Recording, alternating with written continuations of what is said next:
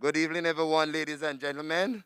I'm inviting everyone to come closer to us tonight that we can come together in prayer and unite together. Amen. I just want to honor the Holy Spirit tonight before I pray.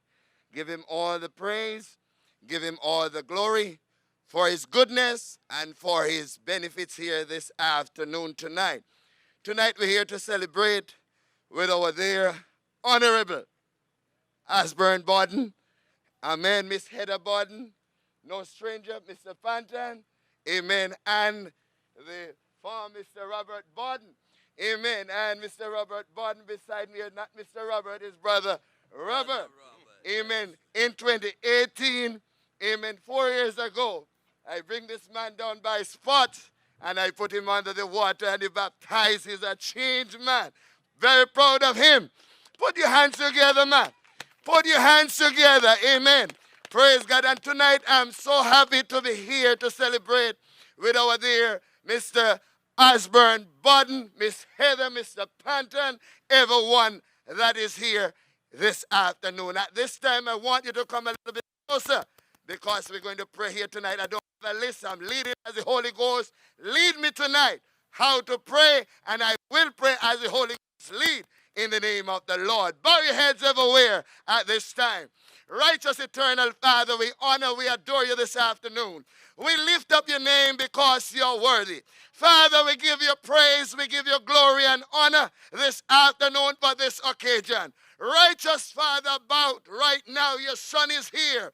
Osbourne Bodden, about to take the lead. Father, we ask for divine covering, divine lead. Hallelujah. Father, we ask this time to assign your angel around your son. Even Miss Heather Bodden, Mr. Panton, the whole team that is here that is working together. Lord, I ask for you right now. Lord, I ask for your power to clear the atmosphere. Any demons that is in the way, clear it out from around them. Lord, I pray tonight, Jesus, you take full control of this meeting tonight. Direct your son. He's here to lead us in the Cayman Island, to lead us in Bodden Town. Father, I'm depending for a miracle tonight. I'm depending on you for your leading over your son. Any obstacle that stand in the way, any barriers stand in the way, any opposition that stand in his way, remove that opposition, Lord. Clear the atmosphere for your son right now. He's in your hand tonight. Take over this meeting right now. Lead, hallelujah, and direct.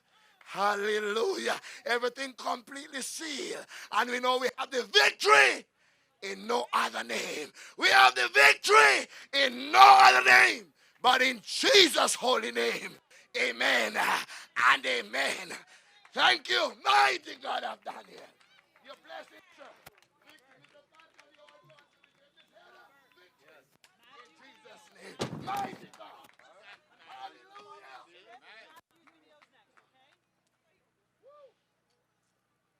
Thank you, ladies and gentlemen. Thank you, Pastor Hilton. And ladies and gentlemen, we are covered by the blood. Tonight, ladies and gentlemen, we have a special endorsement from our brother, Special Olympian, an endorsement video from Matthew Ebanks. Can we have that video now? And we ask you to turn your attention to the big screen on my right. Hello, my name is Matthew Banks, and I am a Special Olympian of Cayman Islands, who I represent as Special Olympics Cayman Islands as a track and field, who are a track star, and I represent Cayman Islands for a long time. And I know Mr. Osbourne Bodden is a good man who is a minister of sports and culture, but he is a very good administrator of sports, as special man as he is. I represented as track and field about from 2015 when he was in 2015 with us in Los Angeles, that we representing our good and memories of him, that he is a very, very special man. And what you see that he has been so good to us as well. We're not the only Special Olympics, but all of us as Carifta, Cayman Swimming, Cayman Islands Boxing Association, Special Olympics, all around the events that he have attended to as well. He shows up with his smile and comes supporting everything, but he never missed that world without us. But we love him so much as well, and we do wanted to say thank you for all of the memories of the sports, of his dreams, the passion of he was, and we accomplished for his minister of sports that he always attend to us as well. He encouraged us and gave us smile and gave us blessed for his representing, as he is a cabinet as member from Bodden Town East, representing and Cayman Islands. He was the best minister of sports that he would never ever to give us let us down, but he wanted us to give himself as a very very special, good relationship to us, and we wanted to say that he is a good good as the best man, as a good family to sports as Cayman, that we love him so very very deeply in our hearts. We know Mr. Osbourne Bodden that he has shared for his dignities of all he had did for the past. Like he went to travel the world, that he went to Brazil, he went to other places he goes with the Football Association and FIFA World Cup, all of the attendance as well. And as Special Olympics, once again, that we are really appreciated for his representing his for his time loans of his really loved us as well. And as special at the end, I wanted to say that Mr. Osbourne Bodden is a good man and is a good candidate who is a representing himself. And on behalf of Special Olympics, Cayman Islands, and family as sports, that we wanted to say, we love you, Ozzy, and we are dignity and accomplished to hear from you more. And we love you as always. Because I look at this picture of him and smile, he always is good to us. No matter where you are the best, Mr. Ozzy. Ladies and gentlemen, tonight is Osbourne's night. It's our team's night. It is your night, because you are here tonight, ladies and gentlemen, because you have been unhappy with the last 4 years of representation. The last 4 years, ladies and gentlemen, has been a famine. And we need new leadership in Bodden Town East, so that each of you can participate in the bountiful of harvest. A harvest that puts food on each of our tables, ladies and gentlemen. A harvest that provides jobs, affordable housing, a reduction in the cost of living, traffic solutions to the traffic problems, and ladies and gentlemen, health care coverage for all the people. Who are we voting for? I can't hear you. Fired up and ready to go, ladies and gentlemen. The incumbent puppet, whose strings were being pulled by the puppet master Aldin, has not delivered on his last campaign promises of no more work permits. You remember, ladies and gentlemen, he went up there and stammered and shouted, "No more work permits!" Well, ladies and gentlemen, he did not deliver on that. We have more people out of work now than we had back then. He said he was going to provide a district council, ladies and gentlemen, and jobs for the people. Ladies and gentlemen, I tell you tonight, if Christopher Columbus came back to Bodden Town, if Christopher Columbus was to return to Cayman now, the only district he would immediately recognize is Bodden Town East, as nothing has changed. This must change, ladies and gentlemen, and change starts with each of you. I ask for your support, your vote, and on April 14th, I ask you to vote for your number one choice, Osbourne Ossie Bodden. Ladies and gentlemen, Ozzy is fired up and ready to go. He has been on a sabbatical, so to speak. He has had a chance to re-energize. He's had a chance to look at these Muppets and puppets and puppet masters as they lead us around in a circle. Ladies and gentlemen, Osbourne is willing to work to take care of the elderly, the veterans and seamen, the disadvantaged, and all residents of Bodden Town East who are generally in need.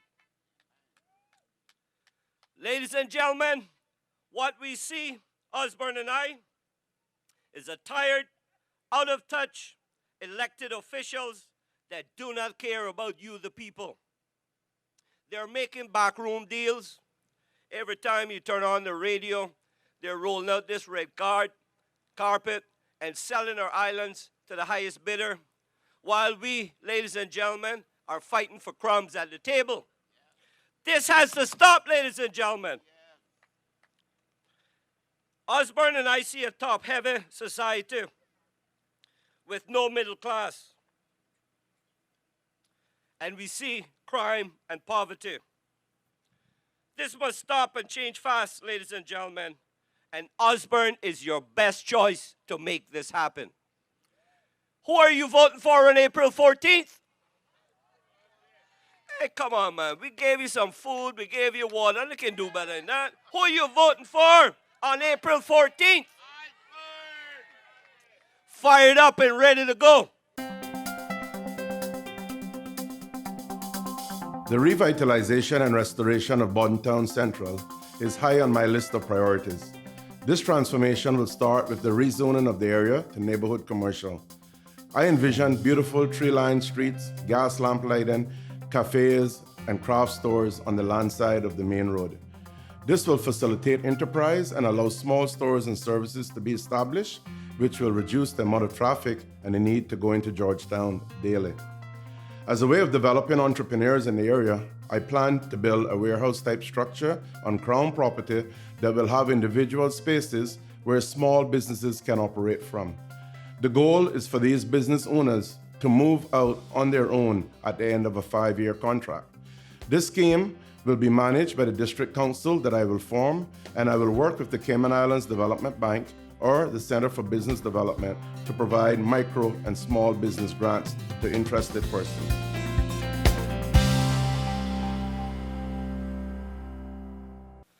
I now call on our fellow teammate and candidate for Newlands, Mr. Wayne Panton.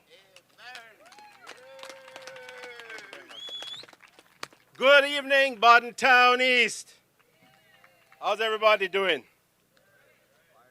You know, somewhere in my family tree, I think it's on my mother's side, from north side, there is Bodden. So I'm bringing it out tonight. I'm bringing out my Bodden side. I'm going to line up with my 2 Bodden colleagues for Bodden Town East, right? Oh, I can't forget Robert Bodden too, and they're all Bodden too. At least we're sticking with the bees, with the berry. Oh, he said he got Bodden on his grandmother's side, so we're all cool. Thank you all very much. It is a pleasure to be here with you this evening. You know, the wise men came from the east, and I know that people in Bodden Town East are wise people. You're reliable people. You're discerning people. You look at the track record of the people that have represented you. And if you look at Osbourne Bodden's track record, he has worked extremely hard in the past 2013 to 2017. Trust me, that was a very trying time for the country. You all remember where we were at that time in 2013. The country was shackled. To protect the country, the FCO imposed handcuffs on the government back then. We came into office. We had a situation with, I think it was about $550 million in public debt. We had 0 reserves. We had a budget deficit. And we had to work very hard. Oh, I also want to say something you will all remember. We had an unemployment rate which was somewhere around 10%. You know it, we felt it, we all felt it, the country felt it. We struggled for those 4 years to turn things around, right? We were able to pay down public debt. We were able to generate surplus budgets, which built up reserves. We were able to turn the economy around, reduce unemployment. And in 2017, I can tell you, we were looking forward to being in a position where we could finally say, now it's the time to address the needs of the people. We've addressed the financial position of the country. We've addressed the governance position of the country. It's now time to address the situation with the needs of the people. We were not re-elected. And what have you gotten out of that? Nothing. The current member for Bodden Town East has had the benefit of working with a government that had hundreds of millions of dollars in reserves. Much more could have been done. All I see was, you know, the little funny buildings that were on the public beach were torn down, and a big, it looked like a public, looked like one of those big Hawaiian public huts built there. I don't see how that benefited families. I don't see how that addressed the issues with alcohol consumption on the beach and preventing families from enjoying the public beach there. We also bought, at the time, we bought additional public beach land. I don't know how that helped the people of Bodden Town, because nothing was done to really address the problems there. This man, I can tell you, Osbourne, over here. Osbourne Bodden. I thought I was reaching around far enough. Osbourne Bodden. I saw that man sit beside me and work his backside off. I saw him caring for the people of his district. It was Bodden Town then, when we all got elected. It was Bodden Town, and I saw him caring. I saw how much he cared, especially for this side of Bodden Town, because this is where he's from. This is his home. This is his territory, and you are his people that he loves. He relates to all of you, and he wants to address the issues that affect your lives. He wants to make your lives better. We have a team, and our theme is Community Creates Country. What do we mean by that? We want to focus on rebuilding and enhancing our communities. We want to do it for Bodden Town East. We want to do it for Savannah. And we want to do it for Newlands. And guess what? With your help, we're going to start doing it in Bodden Town East. With the people of Savannah, we're going to start doing it in helping Heather get elected. We're going to start doing it in Savannah.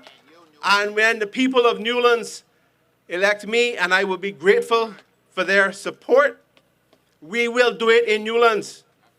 We will do it. Newlands, Savannah, and Bodden Town East are going to be some of the strongest, best communities in this country. And we will be leading the rest of these people and showing them how to do it. Ossie Bodden is going to be working his backside off for Bodden Town East, because he's a man that gets things done. I know his heart. I know his passion. You all know his passion. Sometimes his passion gets a little bit explosive, it gets a little bit carried away, but he is a man filled with passion, filled with love, filled with care for you, the people of Bodden Town East. I don't have to tell you that. I know you know that. I know you know that. So I want you to recognize that we have a platform, and we have three people that have aligned interests.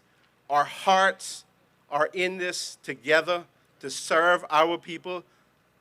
And no, I mean, you know, that you elect all three of us from Bodden Town East to Savannah to Newlands. That's 3/4 of Bodden Town coming back together now. That's what we need. We need unity in this country. We need unity to drive and create all the beautiful communities together, to get people engaged, to get people working together. None of this division, right? Ladies and gentlemen, do yourselves a favor. Do the country a favor, because this man, he got plenty of talent in him. Half the day he can be working here to make sure that people of Bodden Town East have a community and have a fantastic and improving quality of life, and he can go down in Georgetown and he can serve the interests of the country across the whole country. That is the talent he has. He's a man that's he is going to be all these issues that we have with traffic. On a no, he used to write plenty of letters in the paper talking about traffic long before it was a big issue that everybody else talked about, right? We have to address issues like that. We have to address opportunities for Caymanians. We have to address the cost of living. We have to address the situation with young Caymanians who feel disenfranchised. They feel like they have no opportunity, like they can't have the Cayman dream because land values and building costs are skyrocketing out of sight. And we have got to find ways, and we have the strategies. Now, I ain't promising you no silver bullet, because there's nothing like that. There ain't no magic wand. We run out of them long time ago. But we will work to find individual strategies that when you put them together, it will make a difference for Caymanians. We will have and support programs that allow low-income and young Caymanians to be able to afford homes. The government guaranteed housing assistance mortgage scheme is one example of that. That was in place. That was canceled in 2012 by the then government. I think it was 2015, one of our colleagues came to us and said, we're going to put this back in place. None of the two of us were happier to hear that, because we knew what the benefits would be for young Caymanians, for low-income Caymanians. We knew that that scheme meant that people could qualify for a loan and they wouldn't have to find 30 to 35% of the down payment to buy a home to move into. Why do you think we worked so hard in 2013 to 17 to make sure that the government reserves were hundreds of millions of dollars? The disclosure the other day was 440 million or thereabouts. Why would we work so hard to do that if we can't even have that program in place? I didn't know it wasn't put in place. We were dealing with our lanes. Loads of work, high capacity, busy all the time, in the office at 8 o'clock at night. I tell you what, I'm disappointed today to learn just a month or two ago that that program was not put back in place, neither in 2015 when it was discussed with us, and it hasn't been in the last 4 years when the government has had hundreds of millions in reserves, that they didn't need even but a small portion of that to help justify a program that would help young Caymanians get into a home. They are afraid of losing their ability to grow up in their own country, to found families, to have kids, to raise families the same way their parents raised them. They're afraid of losing that ability. We have a runaway. The feeling is that there's a runaway economy. There's a train that's just flying along. Nobody cares. Concessions are granted. They're not measuring, are they creating jobs for Caymanians? Is it really generating the kind of input into the economy that they claim? No effort is being done, is being put in respect to that. All that has to change. And we have discussed all of these things, because you know what happened this time? This time it's no lane like this. Our lanes are going to be like this, because we are going to be looking at what every other ministry has responsibility for too, and making sure that where it touches the lives of each of our constituents, the constituents here in Bodden Town East, the constituents in Savannah, and the constituents in Newlands, we are going to make sure that Everybody benefits, and we are going to keep an eye and make sure that our colleagues are doing what we need to do to help all of us to have a better community, improve our quality of lives, have a stronger economy, and greater opportunities for Caymanians. That's a promise you can take to the bank, ladies and gentlemen. I want you to vote for my colleague, Osbourne Bodden. Osbourne Ossie Bodden. No matter what name you call him by official or his affectionate name. He is the man that's going to work for you. He is going to work hard. And he will deliver for you. You won't have any situation where he is going to be disappointing you 4 years from now. Ladies and gentlemen, please do yourselves a favor. Do your constituency a favor. Do your neighbors a favor. Do your country a favor. On April 14th, go and vote for the #1 candidate in Bodden Town East, Osbourne Ossie Bodden. Thank you all very much. Round of applause for Mr. Panton. Ladies and gentlemen, he touched on some of the issues, and I'm confident and proud to be a part of this team that we have on this stage. Ladies and gentlemen, this is the Bodden and the Panton Dream Team. Osbourne and I, you get a 2-for-1 special. You may ask what that means. Osbourne and I had a little discussion when he decided, he said, Robert, I got the political fever and I need to come talk to you. I said, big brother, I am here. Come see me. And ladies and gentlemen, we sat down and we had a discussion. That discussion, ladies and gentlemen, was about you, the people. Osbourne gave me his word and his guarantee that if I work with him, ladies and gentlemen, together we will work to put your interest first. We have realized, ladies and gentlemen, that we've had a government that's been asleep at the wheel. A government, ladies and gentlemen, who at the last incumbents meeting came to Bodden Town, and all they were talking about was one accomplishment after another. Ladies and gentlemen, I'm here to tell you tonight that half of the things that the incumbent said that he delivered was started by no one other than Osbourne Bodden. Ladies and gentlemen, I am disappointed in my last 4 years of representation. I am disappointed in the caliber of representation, ladies and gentlemen. I am embarrassed by the type of representation. A minister who takes your lives and the lives of your children and make a joke and a mockery in Parliament, ladies and gentlemen.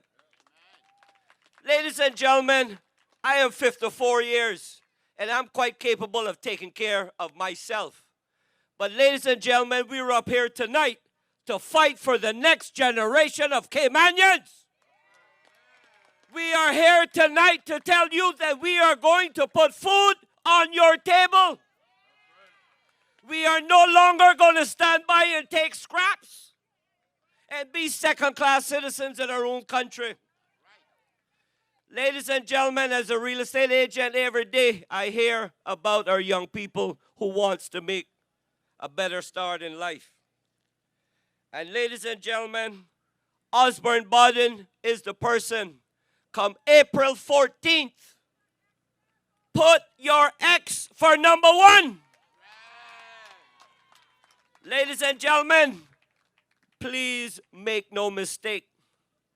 If you make a mistake, you got 4 more years of wandering in the wilderness, of misery, of light disconnections, and NAU vouchers. That's what 4 years of the current government, the incumbents, is only capable of delivering. They want to keep you uneducated and on handouts.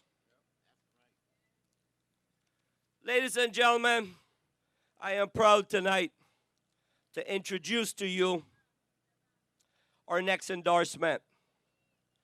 A young lady from Bodden Town, Miss Lacey Barnes.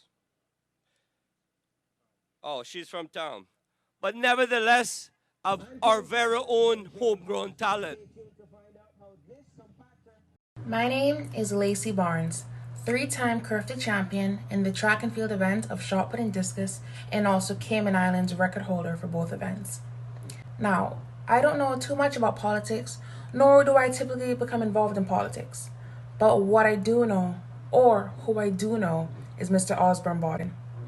And in his time in government as Minister of Sports, he showed nothing but support and positivity for the young athletes of the Cayman Islands. Mr. Bodden would always show up to local track meets and other sporting events to show his support for the athletes. I'll never forget, after the 2016 Curfew Games, I had just secured my gold medal and silver medal for Cayman in shot put and discus, and so many other athletes competed so well. Mr. Bodden was waiting at the airport at home, ready to congratulate us for our hard work. Not to mention, our flight was delayed that night, and we actually reached back home around 3 a.m. I was ecstatic to see that our Minister of Sports took the initiative to still come up there at 3 o'clock in the morning just to welcome home the athletes of the Cayman Islands who competed so well for our country. As a local sports advocate for the youth of the Cayman Islands, it has always been Mr. Bodden's true care and appreciation for the athletes that has stuck with me for these many years. Even in his time out of government, he would always still check in with different athletes, making sure that we're doing well, our progress is continuing up forward, and that we want for nothing. This is the type of actions that I appreciate from anyone in relations to supporting of athletes. And this is the Mr. Bodden that I know. Ladies and gentlemen, I hear a lot of promises. But one thing I haven't heard from what they call themselves now, the Lions. First they were the PPM, poor people mistake. Then they went to the Progressives. Now they are an alliance. Never in my entire life have I heard and seen such a dysfunctional party or alliance or whatever it is they're calling themselves now. Ladies and gentlemen, we all know that the way to success starts with a plan. And with that plan, you can't keep changing the plan because we're going to get sidetracked and the success and the victory will never come.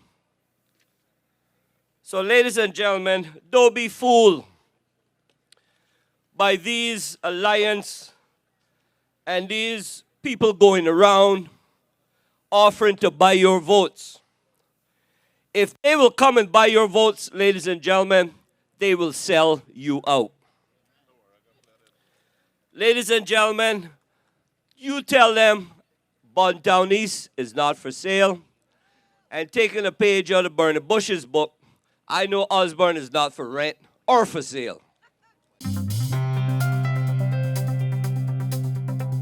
Too many of our young people are finding it difficult or impossible to get jobs, even after gaining the required qualifications. Yet, every day, we are importing more and more persons on work permits. There is something fundamentally wrong with this picture, especially since, in most cases, it is not specialist, high-experience jobs being advertised, but graduate entry-level positions that our young people are not being hired for. The creation of work to match skills with jobs is definitely a step in the right direction, but it is not enough. I think more employers need to view Caymanians as an asset to their organization and an important resource. We should be considered partners, equals working side by side for the benefit of not only the business, but the Cayman Islands as a whole. The general stereotype of Caymanians being lazy is an offensive one, but at the same time, we know that there's a small group of our people who are looking to reap the rewards without putting in the work. They will have to pull up their bootstraps and do their part because businesses need reliable and hard-working people who give an honest day's work for decent wages.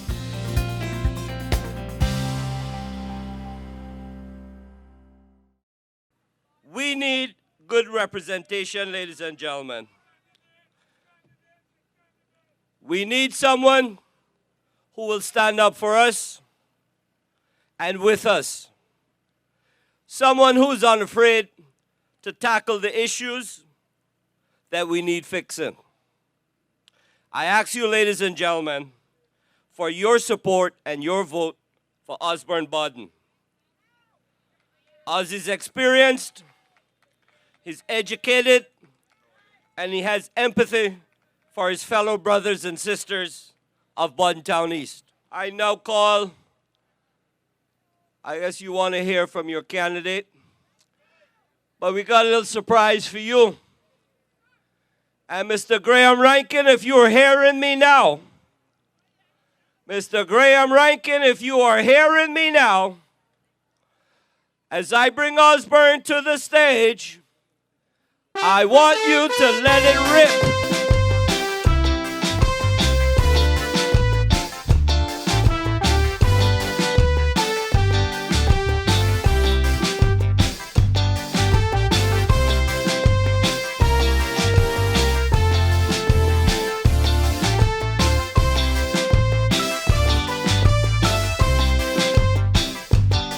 Time again to once more form government.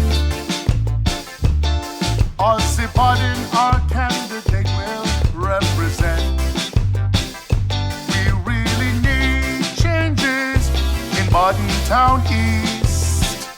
We're tired of the famine, now it's time for us to feast. So remember now, on Wednesday, April 14th, vote number 1 for Ossie because he is seen. We need the changes here in Bodden Town East. After 4 years of famine, it's time for Canadians to feast. We need more action here in Bodden Town.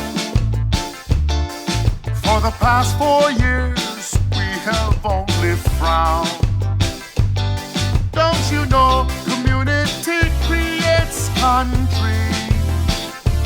Ossie and his team will bring us unity. So remember now, on Wednesday, April 14th, vote number 1 for Ossie because he will always be seen.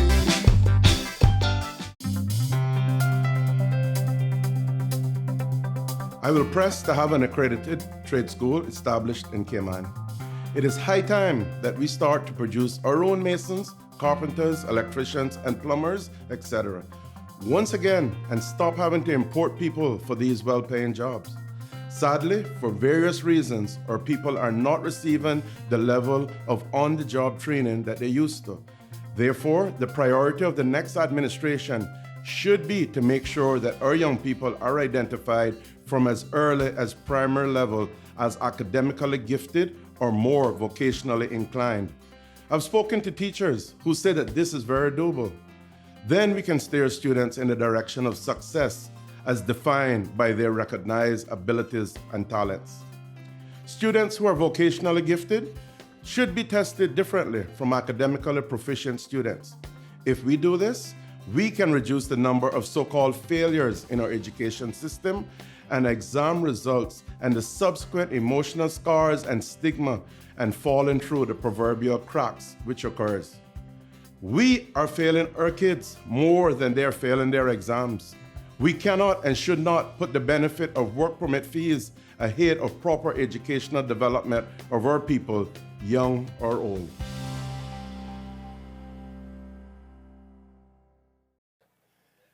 Good evening, ladies and gentlemen, boys and girls, all our viewers and listeners online. It's good to be here for this launch meeting tonight in Bodden Town East. Just want to thank everyone for being out here. I want to thank my colleagues for being here with me tonight. And I want to thank Robert for the good job that he's doing as an MC, and Mr. Lorenzo for his banjo playing as usual. I want to thank all the hard workers in the back who've been serving and taking care of you and I hope that you're comfortable and ready to listen to me a bit. Today has been quite a day. First, we had rain. Looked like the meeting was not going to happen. Then I had a funeral, and at the funeral, the power went out.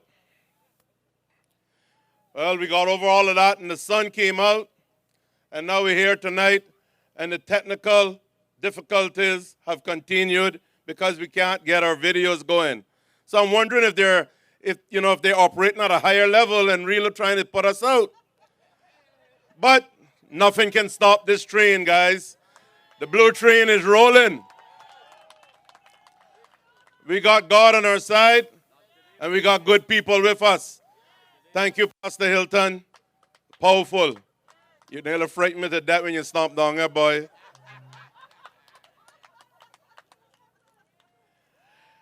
We have some really nice endorsements, a couple more endorsements that I'd really like to get on the screen. So if you guys on the technical side get that sorted, please let me pause and get those played.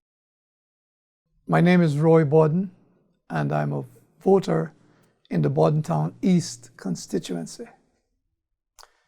It is my distinct pleasure to offer this personal endorsement for Osbourne Ossie, as he is popularly referred to, Bodden, as a candidate for the Bodden Town East constituency. I have known Ossie all of his life, and throughout all the years of my knowledge of him, he has been consistent in honesty, in forthrightness, in concern for the community, and in his passion about issues which surround not only Bodden Town, but the Cayman Islands. Osbourne has demonstrated through the years maturity and intellectual acumen that shows him to be capable of dealing with the most challenging district and national problems. He has been involved at all levels in the community of Bodden Town. In his youth, he played on my soccer team, and from that time until now, he demonstrated leadership qualities, responsibility, and reliability. These, to my mind, are all qualities that we need in our representatives. What is more important? I can attest to the fact that Osbourne will be around for those who need him. He is easily available, he is accessible, and he is never too busy to spare a moment. I like the fact that he is willing and humble to give a listening ear, to offer advice, to offer support where he can support, and to give help, sometimes at great personal expense. This is the kind of representative we need.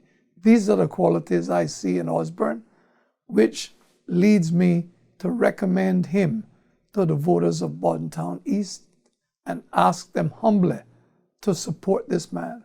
He will make a good candidate, a good representative. His experience, his knowledge of the world, and knowledge of the community allows him to be in a position to make decisions on an informed basis. Osbourne has never, to my mind, been selfish. He's always willing to extend a helping hand, always willing to listen, always willing to offer advice.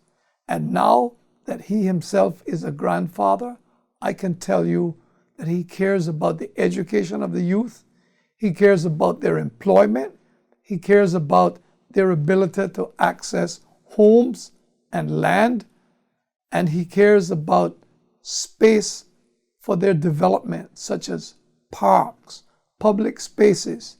In my conversations with him over the years, and particularly in the recent past, he's always expressed a concern about the problems we all complain about. Traffic, how to deal with the myriad of cars on the road, access to housing for our people, especially for those in the middle income level. Quality of life, a life where we are crime free, where when we close our doors in the evening, we don't have to worry about threats of people kicking it down and coming in to rob us. This is the kind of representative we need, and Osbourne is a man for such a time. I give him my wholehearted support, and I recommend him highly, and hope that you, the voters of Bodden Town East, would see the same qualities I see in Osbourne, and that you would give him your support in the elections on April 14th. I thank you kindly. Ladies and gentlemen, that young man needs no introduction.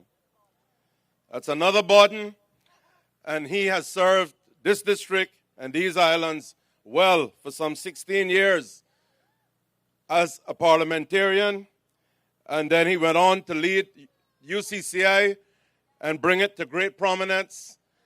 And he was an educator. Even before that, he was a well-known teacher before he got into politics. And now he sits back, takes care of his provisions in the back, and he writes books. And lately, I've had him on the road with me, so I've rejuvenated his interest in political life. Roy B., I thank you from the bottom of my heart, and he's here amongst us tonight. Thank you, thank you, thank you. He's had a lot of fun on the road with us. You put a pep in his step. You got to see it, man. Robert and I, when we got together, I said, Robs, this is going to be a lot of hard work. There's no way around it.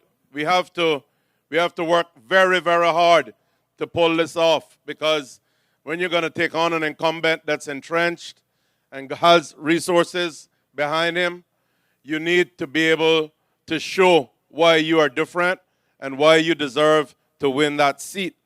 One man, one vote, single member constituencies is a different ball game from when we had multi-member constituencies. And therefore, you have to know that you are prepared to work hard and convince people and show people that you are different. And we've been doing that. We started from Frank Sound, where the district ends, the electoral district. And as of this week, we've just finished Lookout. And we have been to every single home coming down from Frank Sound. And we have spoken to anyone that we found homes at home, except for lock gates and serious dogs that Robert don't like. But we have tried our best to reach everyone, and if we didn't get in touch with them, then we've left notices and messages, and they've been in touch with us. So folks, we still have a ways to go. We got 4 weeks. We are tired, but we're not stopping. We are going down the road. We're heading down to the western boundary of Bodden Town East.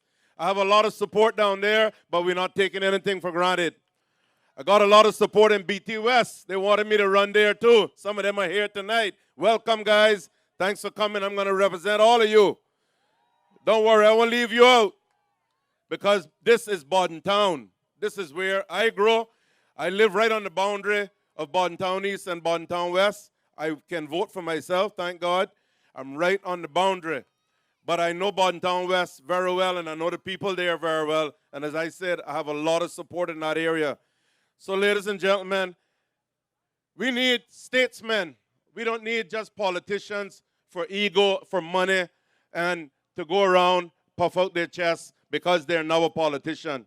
You need people that are here for the right reason. And that's what my two humble colleagues and myself are about. We're not here for prestige. We're not here for get a big name. We are already well-known people. We are community people. We have been working in the community. That's why this theme is so relevant to us, because we have lived it. I'm a past president of the Lions Club of Grand Cayman. I started off doing community work here in Bodden Town as a little youth. I helped build the first cabana on Coalwood Beach. I turned around and I got the four cabanas that I did, well, 3 now because we had the accident with the wave runner the other day. 3 left. Those I put there with the help of Woody Foster from Foster's Food Fair. right? The land that is around Cowood, the original land is there, and the other 3 parcels, who you think bought those when they were in government? Me and Charles Clifford in the first PPM administration, and myself and Kurt Tibbetts bought the last piece in the last administration. That's make them tell the truth before they get up and tell you lies, and take claim for everything in the world, from the sunset to the sunrise to the sunsets. Folks, the reason I am back, and I was away from the political arena, and I really thought that my tenure was done, to be quite honest. And I was disappointed like anyone else when they lose an election. But when I lose the election, I support whoever has won, because at the end of the day, it's not about me. I'm hoping the best for the constituency and for the country. So I was prepared to sit back and relax and see what was going on. Of course, COVID came along. Minister Panton explained to you that we left a very healthy bank account. After being under the restraints on the FFR from the United Kingdom, the FCO, we were unable to spend a lot of money. You know, what gets me are the lies. The Premier came to Bodden Town last week with the incumbent minister, and the Premier was content to sit there and say that that was a superior minister to me. Now, ladies and gentlemen, listen. Everybody knows, it's public knowledge, that the governor had to ask that minister to come into the office. He was not going to his office. Now, that minister can sit there and have to be coached or look back for answers and cannot stand on his own feet.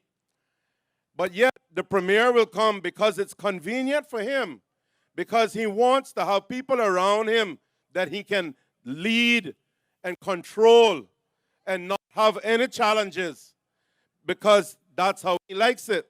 That's the same reason why the political party is dead, because he didn't want to answer to a political party. He wanted to control everything. So him and Mr. Bush, the Speaker, they warred for 20 years. They warred. When I tell you war, I mean war. They hated each other, practically, when it comes to politics. But yet they now are one happy married couple. Now, the reason they did that was because they both killed their parties. They don't want anyone else near the parliament. They want to keep that on lock. They don't want to encourage, and so therefore an independent candidate now is a bad word to them. The independents stay far from them. They can't form no government. But yet they took and had to come up with an alliance. And before it was a PPM alliance, now it's the alliance. They've dropped the PPM name now. It's the alliance. And they keep rebranding this product, but they're working within that with so-called independents. So it is still the same smell. Ladies and gentlemen, don't be fooled. The only way to deal with this group of people that are selfish and all about big business and big money is to vote them out. It's the only way to deal with it. If you make the mistake of re-electing that government that we have there now, as Robert said, you're going to have 4 more years and maybe more of the same sufferation. The lack of homes, the lack of food on the table, the lack of jobs, the other social issues that we have. Ladies and gentlemen, let me tell you something. They come and they talk about how important they are and how they grew up and they are son of the soil and they were barefoot and this and that. Let me tell you, every one of them born down with barefoot. So get off of that horse. Get off of that horse. You know the difference was? I could stop my bicycle with my bare foot. Where was that minister then?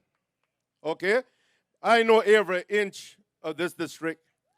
I know everybody in it except for people I'm meeting for the first time who have come into the district. I know Bodden Town and I know Bodden Towners. And let me tell you something. This is the first capital of these islands and it deserves better. I've been in business over 20 years now, ladies and gentlemen, with my family business. And I'm proud to say I restarted that from scratch because it had been, when I left the financial industry, that business had been run into the ground. And I had to start it with my wife from scratch. As a family, we've built that business back to prominence. We added the fish fry in 2009, it was. And we are very proud of that. But you know what? I'm even more proud that I have employees who are well treated, well looked after, and love us as family. And you know what? We pay their pensions. We pay their health insurance. And we treat them as human beings. They come to my house for Christmas. We take care of them on their birthdays. We give them bonuses. We respect them as human beings. When they have issues, we work with them. That is how you treat people. And when you treat people like that, they will fight for you. People say, oh, how your staff love you so. It's because we love them. And that extends to the community. If you take care of your community will take care of you. The current minister has said all sorts of disparaging remarks, and we're not going down there because in that gutter where he is, I don't want to go. Let me tell you something. I saw him last Thursday where he said he was fighting with the devil and asking people if he had gone low enough. Let me tell you something. I'm not going to try and fight with the devil. I got God on my side. And the good Lord has seen me to this point in my life. I have a beautiful family, and I got great friends. And I don't need to fight with no devil to come talk bad about nobody and to talk on truths. But I can tell you one thing. I'm not going on the road. But there was one thing that young man said last week that I'm calling publicly for a retraction, or after the election, win, lose, or draw, there will be a legal challenge. You cannot go around and get on a platform and say that Osbourne Bodden beat a woman with a cow cod. I am demanding a public apology, a retraction of that statement, or bring the woman, bring the cow cod, or bring the case. Simple argument done.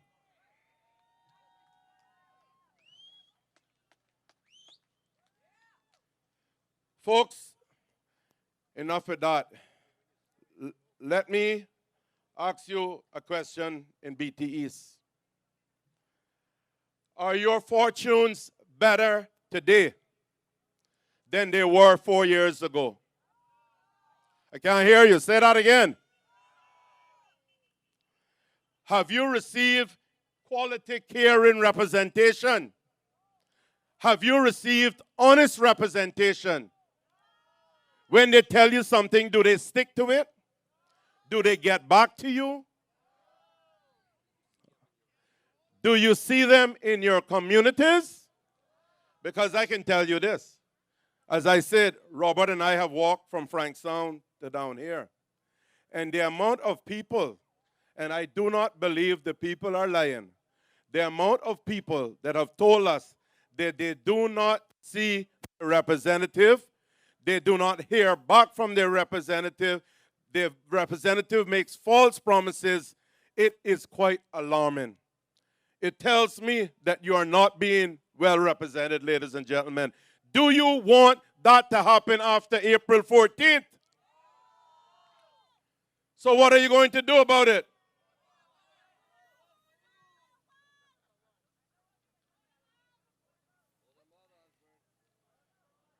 Ladies and gentlemen, I have something here that he's been handing out. I think it's his, well, what do you call a manifesto, I guess. All right, and I just want to turn the attention to some of the subjects that the gentleman has on the inside and some of the things that he's taken credit for. Construction of a long-term residential mental health facility, a much-needed facility for the country. Ladies and gentlemen, you know who created the Mental Health Commission and who this plan was formulated under? Osbourne Bodden, correct. But he's taking the credit. He's taking the credit. Continued support of the UCCI School of Nursing. At least he said continued support. You know who started that? Osbourne Bodden. He says that the big one on the environment, he talks about the what we call the ISWIMS, which is the Integrated Solid Waste Management System. And that is the whole thing with the dump and the landfill. Ladies and gentlemen, I left the Ministry of Health in 2015 and moved over to Community Affairs.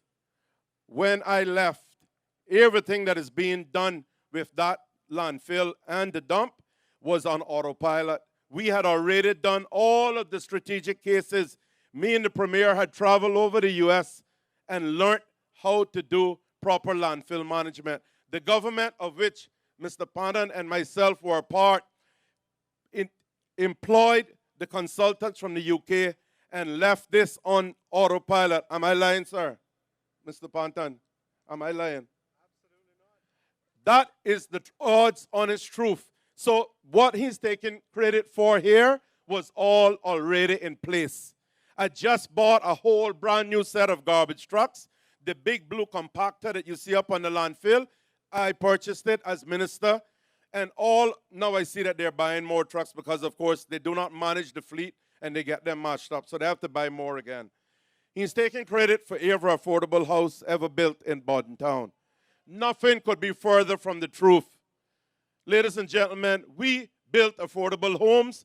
The problem is that the government plan with affordable homes under the National Housing Development Trust is simply too cumbersome and moving too slowly for the amount of people that we have needing homes. We have 400 people on a waiting list. That is unacceptable. That's Manians that are paying rent, that could be paying a mortgage or doing a hire purchase agreement to own their own home. There is nothing better than a man or woman having a roof over their head that they can call their own. That is what we should be seeking to do. Put people in their homes and give them something that they can afford and be proud of course. Then on Bodden Town East, I just got to go through the list quickly. He said that on here that the construction of Cowood Beach Cabana for the artists and the craft. I don't see the artists and the craft all now. The construction of the Cowood Beach dock. Well, this is one of the election ploys that you all have to reject. Remember, in 05 to 09, think back to, remember, try your memory back. We had the Go East initiative. Minister Charles Clifford, Minister Eden, and myself as a backbencher was representing Bodden Town at the time. We started the dock, and we had the beautiful rendition of how the beach was going to look. We came out of office. We lost our seats. At least myself and Charles did. Mr. Eden was reelected. The first thing that the UDP government did was put backhoe there and dig up the Cayman rock that was put out there for the launch ramp and tore down the signs and scrapped the plans. Now, he was a part of that government because he won that election in Bodden Town. Him and, at that time, Minister Scotland. Now, they've come back now. Since they've done that, they undid what we were doing. Instead of completing what was a very sensible project, they dug it up, they wasted the money, and you still don't have a facility on the beach, and now they're starting it again just before this election. Ladies and gentlemen, there's two things wrong with that. A huge waste of money and a huge waste of time, and you, the constituents, not being any better off some 8, 12 years later on. Tell me, is that good representation? Just because I start something, finish it for goodness sakes. If it makes sense, finish it. Don't undo it because I started it to put your name on it. That makes no sense. That's not the way I operate. You, if something makes sense, you move along with it. Ladies and gentlemen, he talks about the creation of hurricane shelters in Bodden Town. Well, we were strapped, as I said. The reason me and Robert chose this site, because it has a lot of significance. This was where, under the PPM government of 05, 09, and Minister Charles Clifford, this was going to be the Emergency Services Center location. Something that is still badly needed in this growing district. Bodden Town is the fastest growing district, period. Bodden Town East has its share of new people and growing. We have the largest election voters list. Bodden Town East has almost 1,700 voters, okay? We deserve facilities. And this piece of land was filled. We were up on the mound here now. This was part of one of the pods, and there was another pod. There was even a helicopter pod. There was going to be the whole works involved, police, ambulance, fire. It was a beautiful plan and something that Bodden Town is very deserving of. You know, a lot of times when we have emergencies in this area, we have to wait either from Frankstown or from town. That seconds, our life can be lost. Minutes, more lives can be lost. We've actually had, and we know, I don't have to call names, but somebody very dear to us passed away, right? Because of a lag in response time. So when I talk about this, this is very, very close to my heart because that person was a dear friend and her father is on stage tonight. These people are playing with people's lives when they do foolishness to spite others. You do not do that. You continue a project if it makes sense. When we have a fire, that can be a life loss or major destruction of property, and we cannot get the fire service because they're human. They have to take time to get here. They can only go so fast on the roads. We need Bodden Town is the center of this island. We need and deserve proper facilities here, and make no excuses. I left plans in place when I came out of office for the upgrade of the Hague Bodden place, not the field, but the actual hard courts and the seating stands which were uncovered and all that. Those plans were approved by Public Works and Planning and were ready to roll.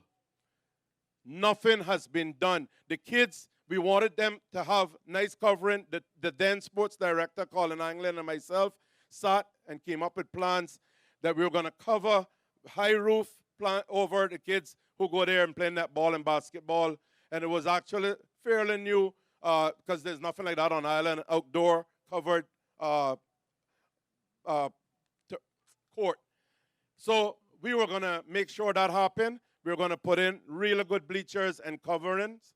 All those plans, nothing has happened. Yet they're on here. They had all these years to deal with it. The plans were approved. The boxing gym that I wanted to put in for the Bodden Town kids, scrapped, nothing done. But they had the money. They were under no restrictions.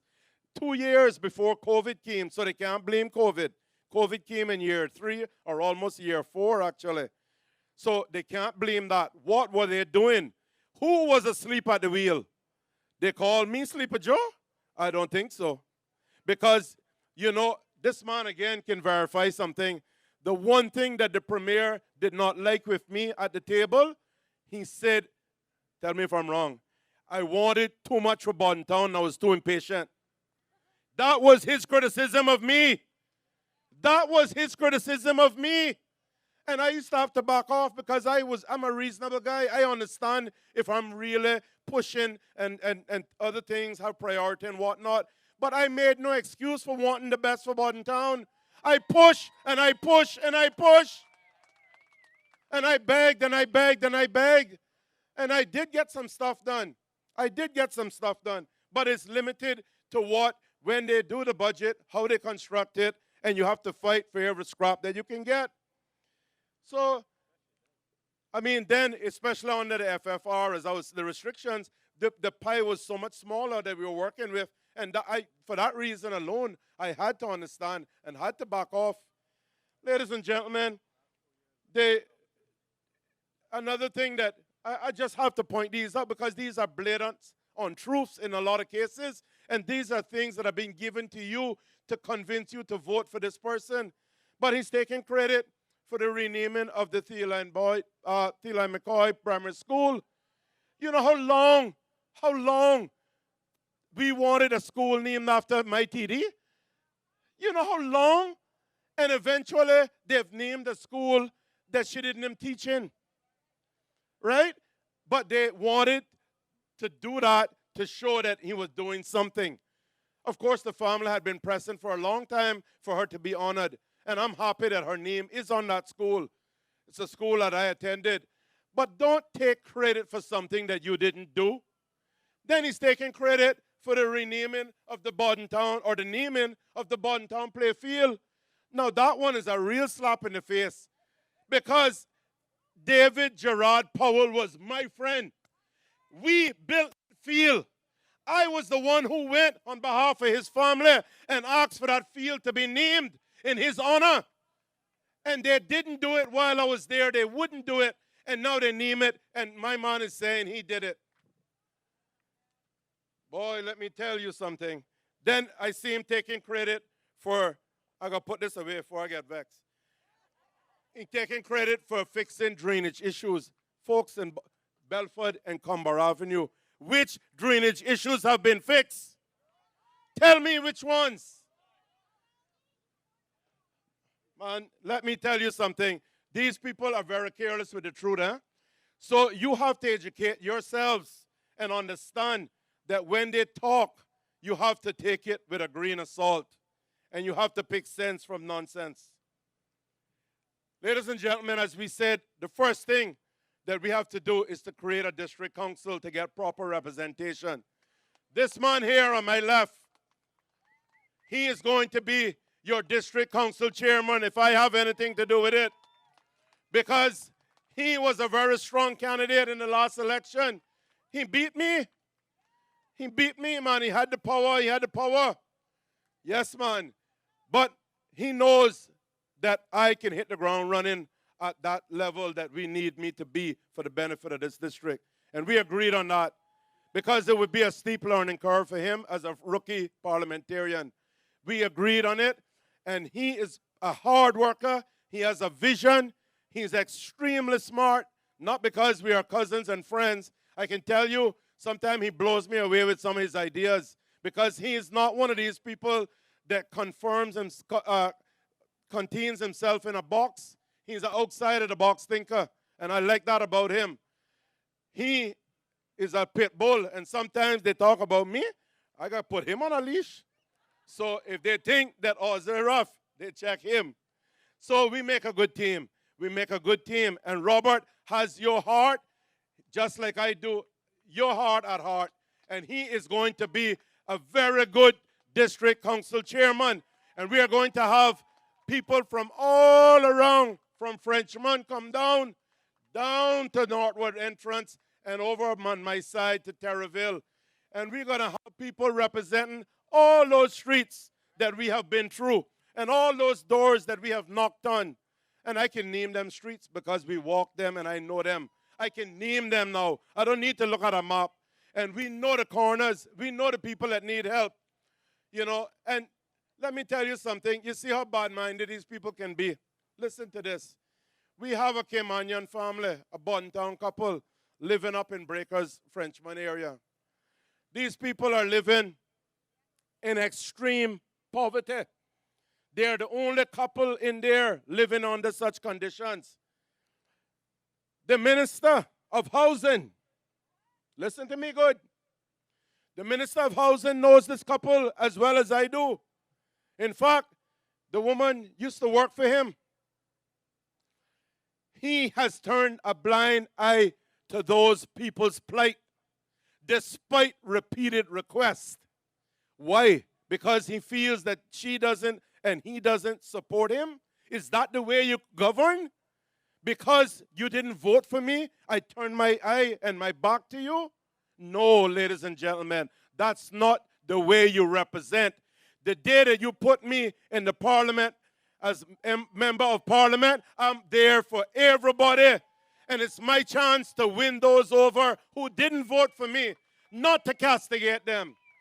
And that is the form, that is the style of governance that goes on at the moment.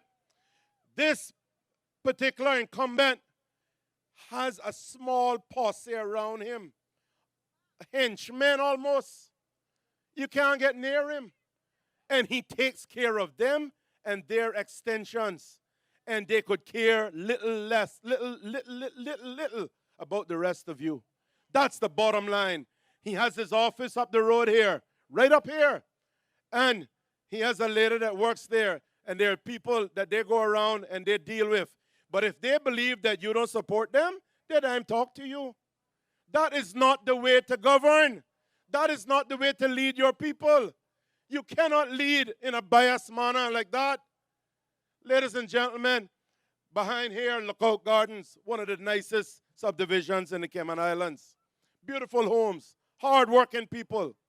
Some from indigenous Caymanians, some are people who have come here and got their PR and their status and work hard and have their beautiful homes. Right here behind me.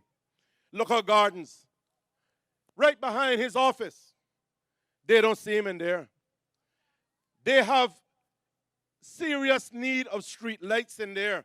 We walk some dark corners. Right now we have about 12 light requests in with NRA and CUC that will be put in next week, God's willing, to light up the areas that are being under lighted and being they're actually having a problem with burglars at the moment.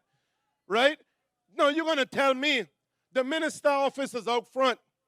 Lookout Gardens is right here a few hundred yards away.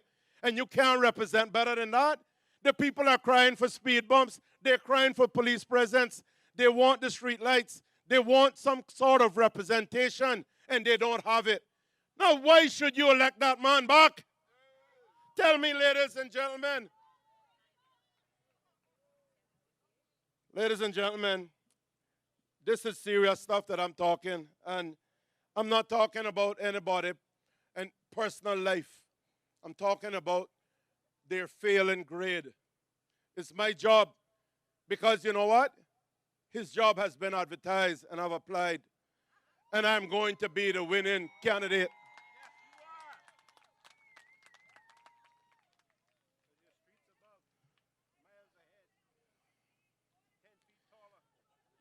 We are here to talk about issues and deal with Cayman's many problems. We don't have time to tear down one another. We really got to be beyond that. We are better than that. If somebody beats me in an election, I don't hate them. If because they're running against me, I don't hate them. Wherever I see them guys, shake their hands, give them a bounce. But let me tell you something. There is a serious desire to win this BTE seat by that alliance and by that gentleman. I don't know what it is, but they don't want to let this go. Even though they have not represented well, there is something afoot. There is something that clever premier, former friend of mine, because I can't call him a friend when he says some of the things that he said about me, but there is something afoot why they want this seat, this particular seat. You hear what I tell you? It is something afoot. Check it out. Listen out. There may be things coming this way that they need somebody that's pliable and massageable that will just go along with it. Not us who will question it. You understand? So be careful, ladies and gentlemen. This is serious times in Cayman. Ladies and gentlemen, I want to move on onto some of the more pressing issues and elaborate a little bit on them as I alluded to, like property ownership. We, as I said, we have to find a quicker way of putting our people back in homes or putting them in homes. One of the ideas that we have is, because we all know where the property market is, it's through the roof. So regular Caymanians on basic salary, and of course, we know the minimum wage is too low. So a lot of people are being paid that. Minimum wage should be at least $9-10 an hour, without a doubt. For the Cayman Islands, I know what I pay my staff. I know how they live. You cannot live on no $6 an hour, right? So they were supposed to revise that because the original, that was the starting point, and it was supposed to be revised even before we left government. But the minister, in her wisdom, chose not to bring it back. It was not brought back in this last 4 years either, so it remains at the stagnant $6 an hour. People cannot live on that, and they cannot afford homes on that. So we know Cayman is an expensive destination. We hear it all the times. The cost of living in Cayman is high. We have to adjust that. We have to find a way to bring down the cost of living. There's so much to talk about, ladies and gentlemen, that it could take all night, because cost of living is a serious, serious matter.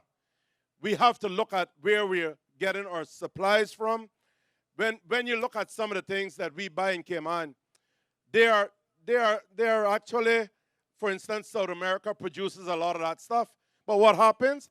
It goes to the U.S., it's marked up, and it comes back south with another markup. By the time it reaches us, you know where it is. It's through the roof. We have to look at creating markets within our area that we do not have to get all of the added on costs. That is just one idea for bringing down the cost of living. But in truth and in fact, a lot of people here too that do business, they mark up ridiculous amounts. They do not need some of the markups that they do before they pass it on to you. But some people want the get rich quick mentality, and they want to just earn it quick, so they're not prepared to live with a decent profit margin. They're going 200, 300% on you, and you're feeling that. Now, how you control that is really a difficult one, because that is your own Caymanians in some cases doing that to you, right? That is difficult.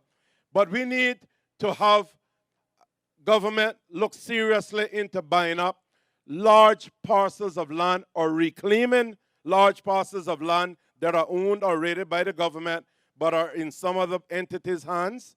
We need to consider seriously taking that amount of land, I'm talking about hundreds of acres of land, putting an infrastructure into it, such as electricity and water, having it ready in lots, and selling it to our people, whether it's a hire purchase arrangement or a straight-out purchase, but ensuring that people, they're not just given the land, but at least they know they have to earn it, but they earn it at a decent rate. We have to look also at maybe reducing the size of the plots, maybe going up rather than just single story.